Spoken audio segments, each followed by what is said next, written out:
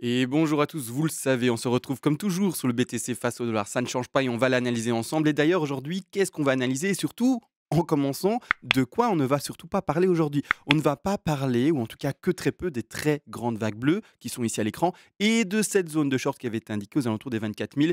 Vous vous rappelez, on retourne pour se faire, pardon, sur la vidéo du 15 juillet. On voyait le plan de trading ensemble. On attendait le petit rebond depuis les 20 800 jusqu'aux 24 000 et par après, bien, la cassure baissière. Et d'ailleurs, c'est ce qui est en train de se passer. Donc, c'est légèrement, voire même extrêmement parfait. Donc là-dessus, on va pas revenir aujourd'hui. Malgré tout, qu'est-ce qu'on va faire? Eh bien, on va revenir sur les petits décomptes et ce qu'on voyait hier ensemble. Donc ici, c'est le grand, excusez-moi. On va partir ici sur le petit décompte. Donc c'est clairement la vidéo d'hier. On s'attendait pardon, à un léger pump entre guillemets, pour retrouver le top de cette deux-là, qui a été fait, mais il y aurait une légère différence, et en tout cas, modification de la notation. Vous allez voir qu'ici, ce n'est plus à une qui se termine là, mais elle se terminera légèrement plus bas. Le rebond aura eu lieu, ira retrouver quasi une zone parfaite statistique, on va en parler. Bref, c'est ça qu'on va faire aujourd'hui. C'est du tout petit, du minuscule, du détaillé. Donc on passe en horaire, d'accord? Et si je passe en horaire avec vous, je mets maintenant tout ça à l'échelle et on va regarder finalement ceci. Donc ça, regardez bien pour ceux qui se perdent un peu et qui ont un peu du mal. C'est pour ça qu'en début de vidéo, je montre ce qu'on travaille ou ne travaille pas, parce que c'est important que les gens arrivent à suivre le développement. D'accord? Donc ça, clairement, c'est ce qui était indiqué bien, dans la vidéo de hier qui se retrouve ici. D'accord? Donc ici, c'est un peu zoomé, mais on peut retourner, on peut montrer cela, de cette manière-là, par exemple, ici, là, on s'attendait à cette ABC, par exemple, hein, qui est indiqué et surtout, en fait, le rebond de 2 qui doit monter plus haut. Donc ici, le rebond de 2 qui doit monter plus haut. Donc là, maintenant, c'est le travail. Let's go et après, bien entendu, on va travailler la suite, hein, donc la chute du BTC qui était indiquée. Parce qu'on reste toujours maintenant dans une chute du BTC continue. Premièrement, cette affaire-là. Alors, pour ma part, hier, je l'ai posé en B là en disant: «Bon, on s'attend à 3 vagues, A, B, C, W, X, Y, quoi que ce soit». Le truc, c'est qu'en fait, pour moi, quand je vois le développement qui a continué après le pump, oui, mais je ne me retrouve plus du tout avec le décompte, même en quart d'heure, dans une ABC ou voire même une flat ou quoi que ce soit. Et je me retrouve même plus du tout avec une pardon, si j'arrive à articuler, qui se termine là. D'accord? Où est-ce qu'elle va se terminer? Vous avez compris que du coup, ça, on peut l'effacer. Pour moi, la une va se terminer étonnamment tout là-bas au loin. D'accord? Donc, qu'est-ce qu'on va indiquer? Une leading diagonale. Leading diagonale qui, du coup, vraiment m'a surpris personnellement. Je me suis dit, voilà, gros mouvement ici, on fait une espèce de conso horizontale. Je peux terminer le mouvement là et partir dans la spéculation qu'on est sur une bas de 1 et le rebond. D'où ce rectangle rouge qui a été indiqué, du coup, un peu trop par rapport à cela. Malgré tout, là, qu'est-ce qu'on va indiquer? Une leading diagonale, donc je prends ma 1, 2, 3, 4 et 5. 1, 2, 3 et 4 et puis je termine en 5, d'accord? Alors oui, elle a une tête un peu bizarre, mais ça existe, d'accord? Et je rappelle, pour ceux qui se disent: «Ce que tu es en train de faire, c'est ça n'existe pas.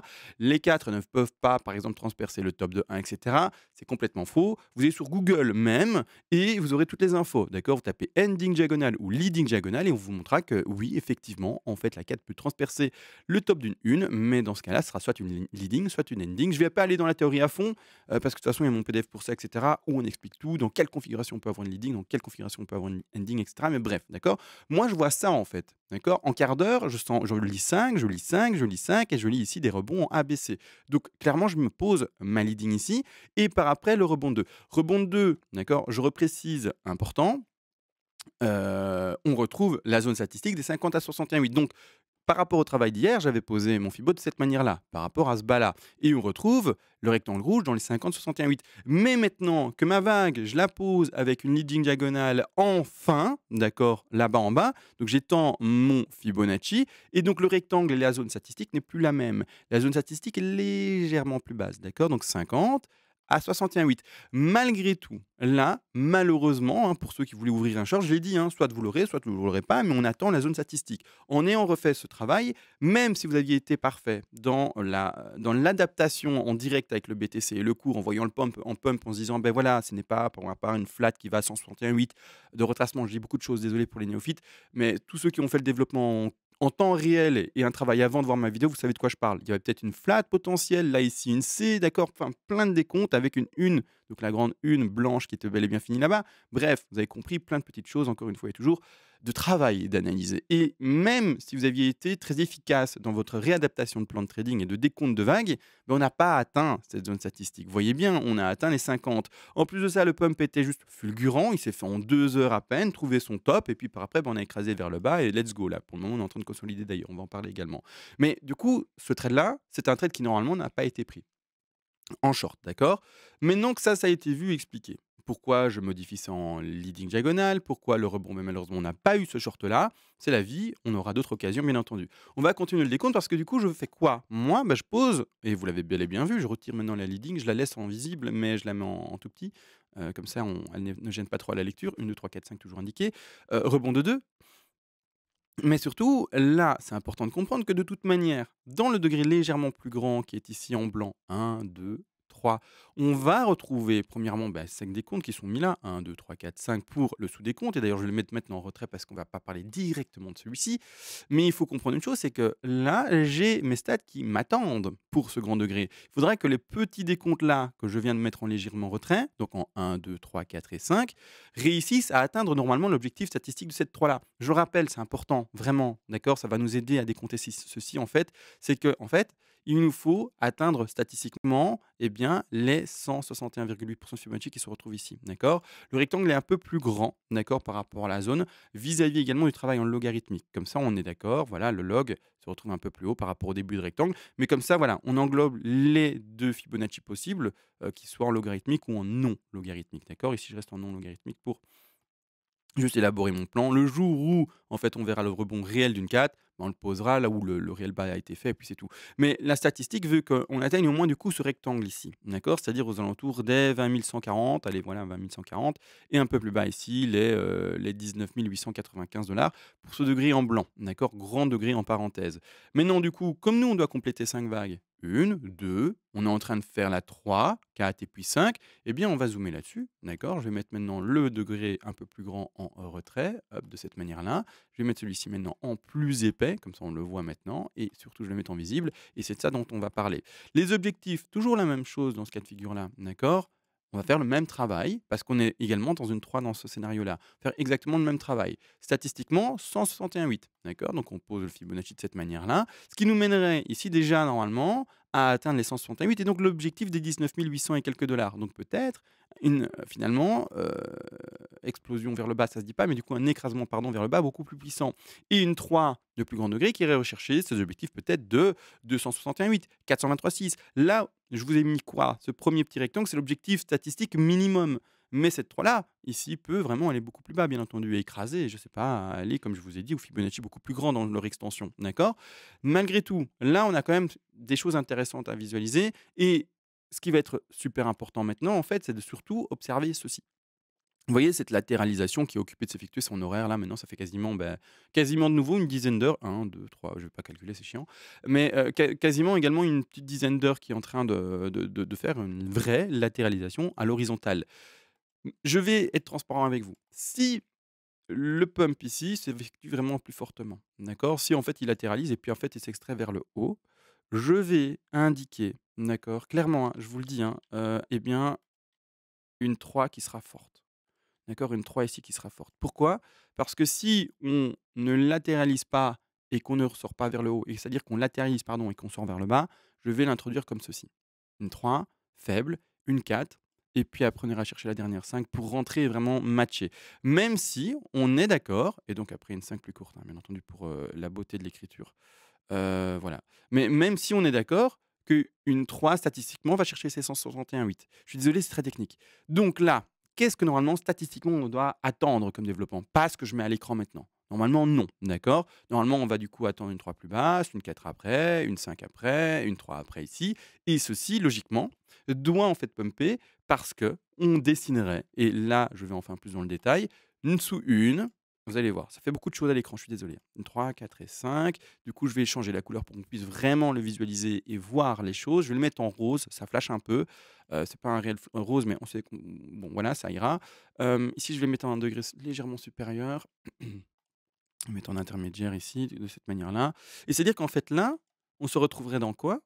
Dans quelque chose de beaucoup plus fort pour la baisse. Alors moi, d'abord, je préfère montrer toujours et encore les décomptes les plus faibles. D'accord? C'est comme ça, parce que comme ça, on reste les pieds sur terre et on n'est pas en train de se dire, soit un FOMO, soit voilà, une prise de panique pour les plus émotionnels, alors qu'il faut pas d'émotion en trading. Mais voilà, on est peut-être en fait dans ceci, dans une 1, une 2, une 3 aller chercher en rose, une 4, c'est des poupées russes, hein. Ça complète tout le temps et bien les vagues qui sont supérieures et les supérieures, eh bien, sont elles-mêmes, vous l'aurez compris, par des vagues qui sont plus petites. Donc on est peut-être dans quelque chose comme ça, d'accord? Mais la réponse, pour ma part, sera donnée par rapport à cette consolidation-là. Si ça pète plus haut et qu'on va chercher une 2 statistique, hein, comme on l'a fait là, on voit que c'est une 2, c'est un beau petit rebond, 50-61,8, on est légèrement en dessous, mais voilà, c'est vraiment une 2 pour ma part. Si ici, on rebondit assez fortement et qu'on retourne, pour donner l'exemple, hein, d'accord, ici en termes de Fibonacci, 50-61,8, d'accord, ça se retrouve ici, d'accord, je vais mettre un petit rectangle ici, 58, 50-61,8% de Fibonacci, pardon.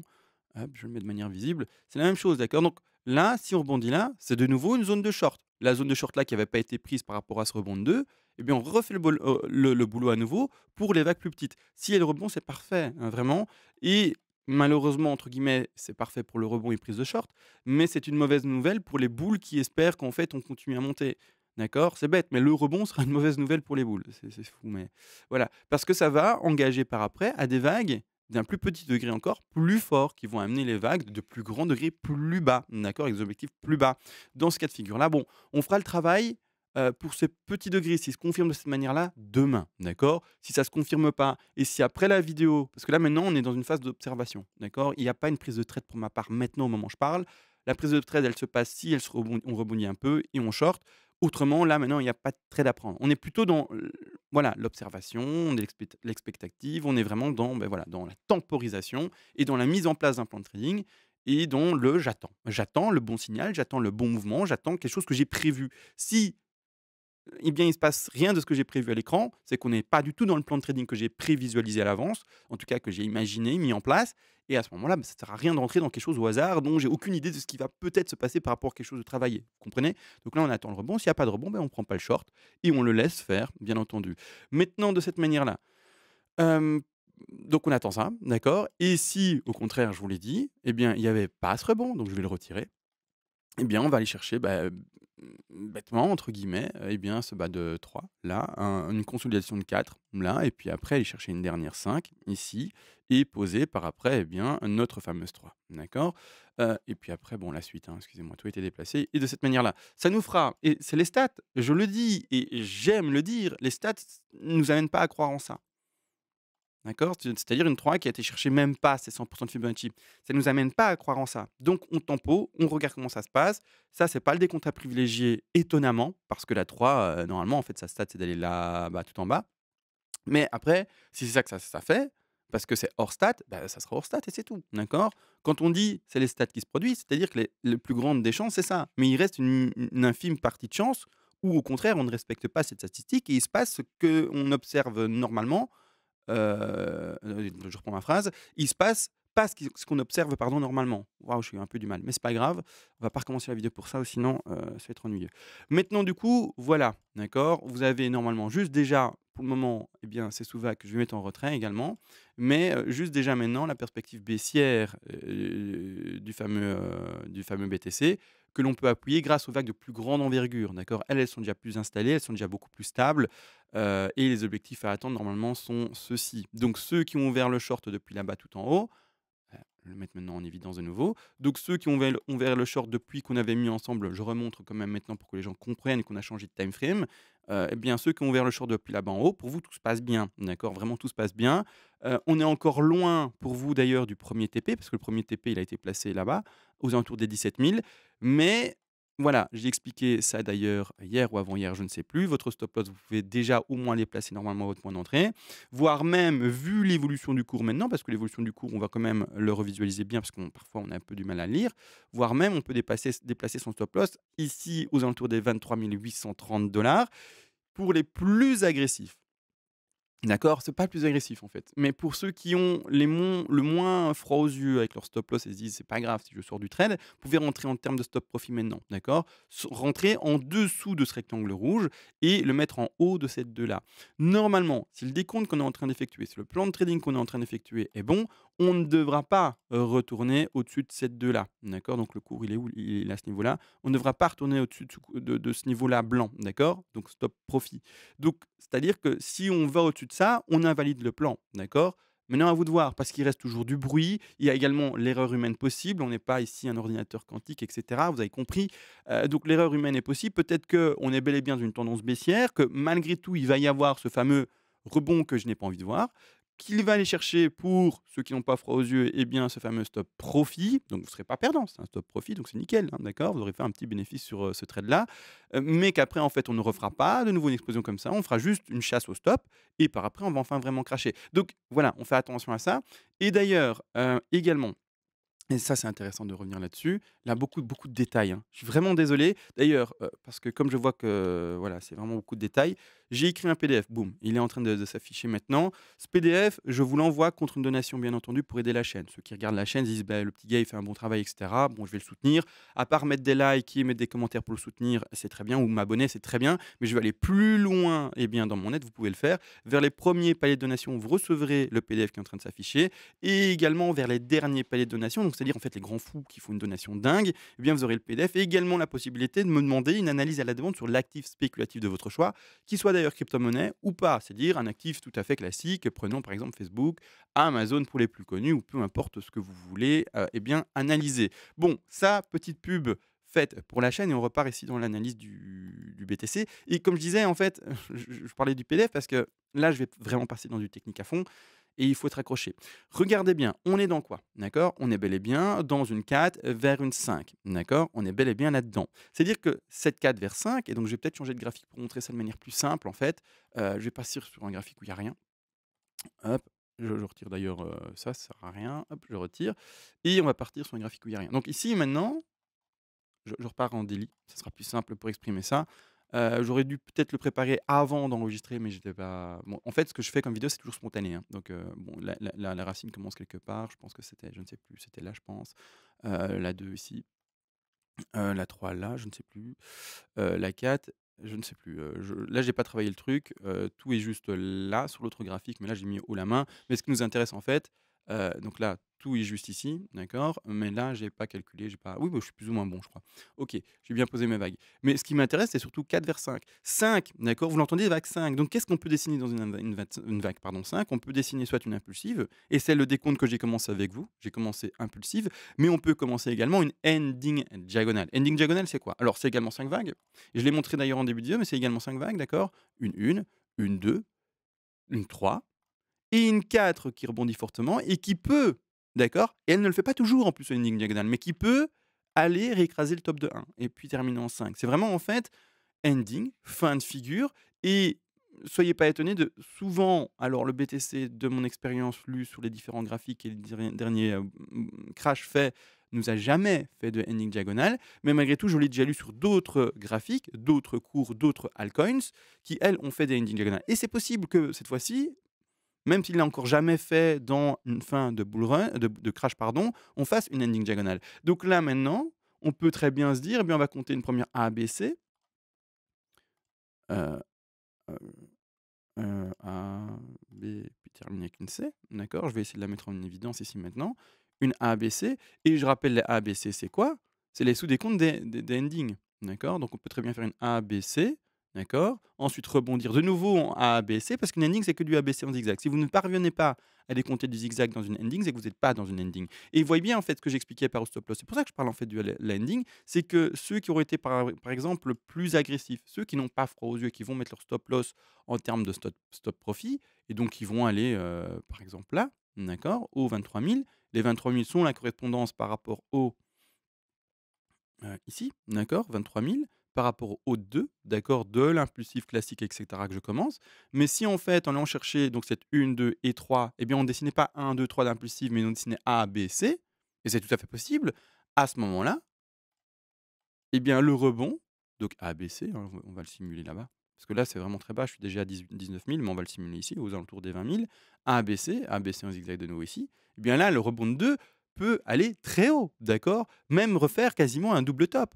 Pas dépasser, bien entendu, sa racine, mais faire un double top en ABC. Et là, faire une dernière chasse et prendre tous les stops. d'accord? Qui seront à ce moment-là des stop profit pour vous, mais vous serez sorti du trade. Donc c'est pour ça que je dis, à vous de voir si vous voulez être plus agressif ou pas, d'accord? Parce qu'on a toujours cette potentialité, d'une ending diagonale.